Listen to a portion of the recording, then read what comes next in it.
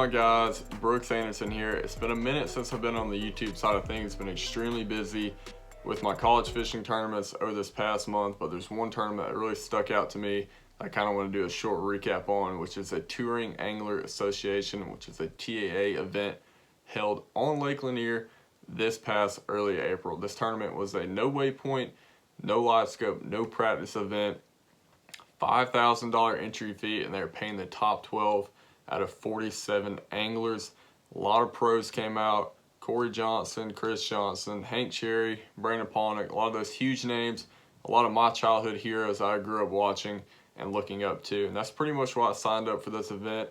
It was on my home lake, obviously, and it was just a great experience to compete at a high level against these guys, and that's exactly what I got to do.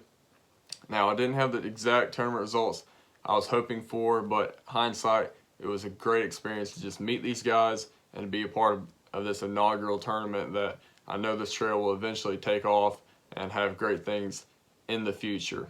So day one, I ended up having a little bit over 17 pounds and caught a lot of those fish in the morning early on a herring spawn. Pretty quick, had a really good bag early in the morning, and I thought I was going to be able to make some better upgrades throughout the day. Didn't really pan out the way I hoped it to. Spent a little bit too much time on this one bed fish, but hindsight 2020, I still would have sat on that fish because it would have completely changed the event for me.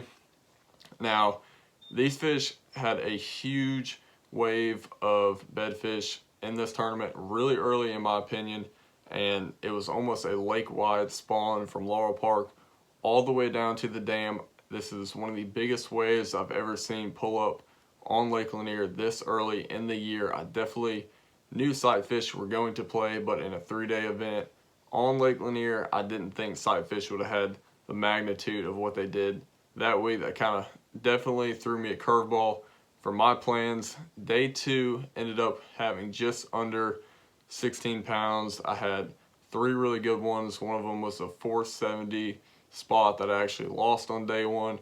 Went back and caught her. That fish was spawning, and ended up just having 2 small ones day two that kind of hindered my bag and making that top 12 cut. But overall, definitely check out the TAA and Alan Brooks and his team. They're doing some awesome stuff over there. Really looking forward to what they have planned in the future. This is the only trail that is almost 100% payback for the anglers. And what I mean by that is the only money that they're personally keeping is just operating costs for tournament directors, things like that, to get the weigh-in going.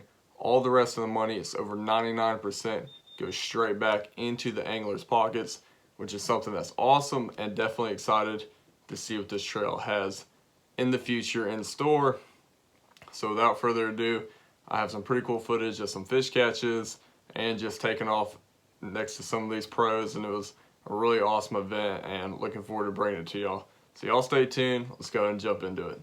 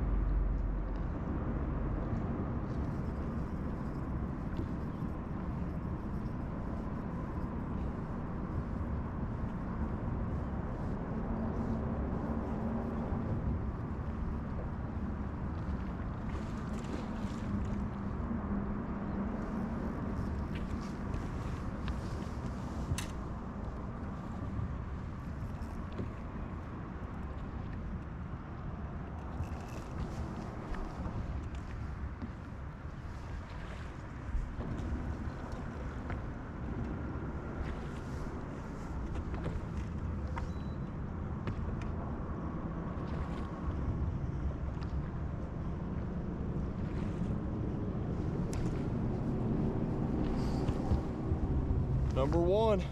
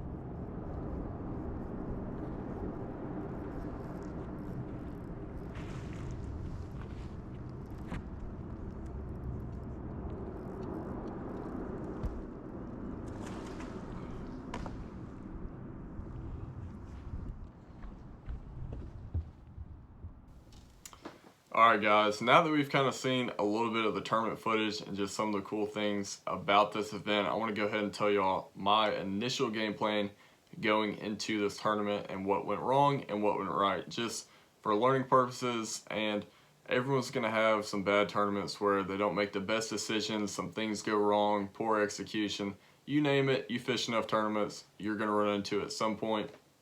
Obviously wasn't the exact tournament that I wanted, but definitely learned a lot and really thankful for the experience that I had. So going into this, I kind of figured there'd be an early herring spawn, which I was right on that. Caught a lot of fish early in the morning. It just seemed like some of those bigger fish were not quite on that stuff yet. A lot of those 2.5 to low 3 pounders, which in this event aren't going to help you too much, but definitely one of those things where I thought there'd be a little bit better size there.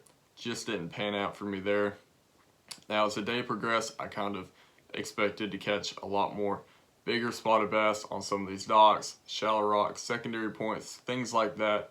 And what I ran into was just catching a lot of spawning male fish that were spotted bass. So I caught a lot of 2.5, 2 3/4, even just 2 pounders that had red eyes and were peeing. I never could find that stretch or that zone where those females had actually pushed up to spawn. I thought there was going to be a lot more shallow pre-spawn females moved up, but it just seemed like the weather that week and some other things leading up to the event kind of had those bigger fish staging back a little bit further. Now, we touched on this earlier, there was a huge wave of largemouth that pulled up, and this tournament was the first week of April, and I obviously knew there'd be some guys catching a lot of good side fish, but over a 3-day event on Lake Lanier, I put my eggs in a basket to say spotted bass fishing, which was a little bit risky, but I felt like for 3 days it was going to be the most consistent way to have a good bag. And I've talked with a lot of other local guys, and it just did not pan out that way. A lot of those smaller fish were pulled up, feeding and locked on. Just those females were just a little bit further behind. So that kind of altered my game plan and was something I wasn't really expecting, and was one of the factors that kind of made my tournament where it ended. But ended up 26th place out of 47 of those guys. Extremely great anglers at this event. Everyone there was just a top-notch angler, along with the pros and the local guys. It's just one of those great experiences for me. Did a lot of learning that week, and awesome to just get to talk to and network with some of those big names in the industry. So without further ado, that's the recap of my TAA event.